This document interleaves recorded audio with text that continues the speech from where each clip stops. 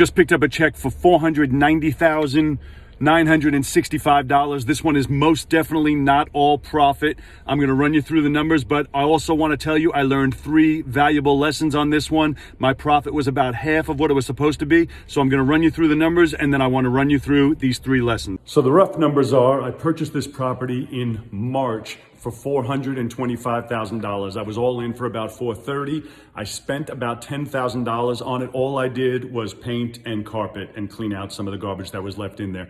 So I was all in, including the paint and carpet, for $440,000. That included my closing cost and everything. I sold it at $599,000.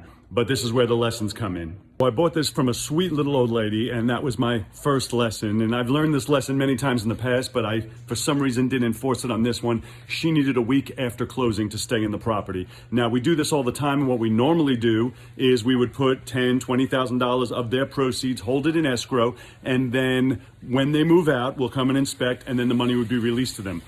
This was a little old lady. I trusted her, and so I went ahead and said okay and did not hold any money in escrow. Well, about 2 months later, she finally moved out. Well, as you know, those 2 months were critical because what happened at the end of March, we started having our deteriorating market, although that did not affect the price I was hoping to get in the beginning. So anyway, it took me 2 months to get them out. Then I finally got a contract on the property. I contracted it at $599,000, and right before closing, the appraisal comes in, and the appraiser appraised it at $530,000. So clearly that wasn't going to work, and so that was the second lesson, is that you cannot just go by an appraisal as fact. But I lost my buyer, so now I had to put it back on the market and wait to see what happened again.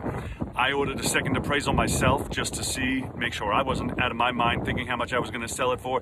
The second appraisal came in at $590,000. I relisted it again at $599,000 and ended up contracting it at $599,000. Now the third lesson was a big one, and this was dealing with solar. Now this property had solar on the roof, and it was part of my agreement when I bought it. I purchased the house for $425,000.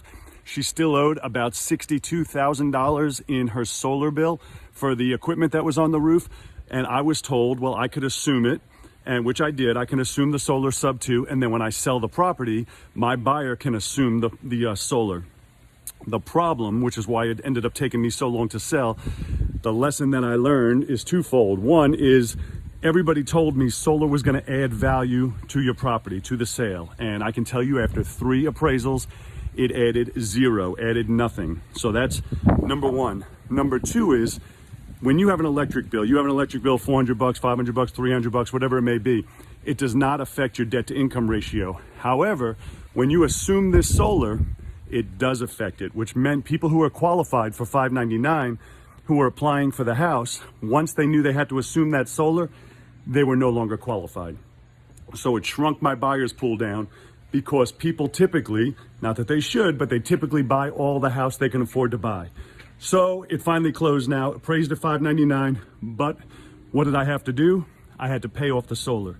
So although it seems like, oh, you bought it at $430,000, had $440,000 into it, sold it at $599,000, after my selling costs, paying agent commissions, paying closing cost assistance, paying the solar off, my profit ended up being about $62,000. $61,500. It was about half of what it was supposed to be, which is no profit at all when you think I closed on this in March. I'm doing this video right now in September. So $62,000 taking 6 months to get it was not a great deal, but such is life. This is the story. 3 lessons. Wanted to make sure I shared them with you.